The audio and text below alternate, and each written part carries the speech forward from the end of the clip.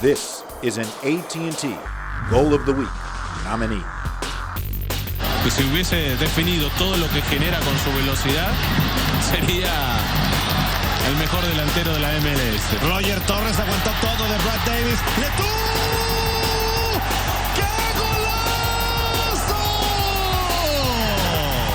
Vaya anotándolo, Este será uno de los mejores goles de la jornada, de los grandes candidatos.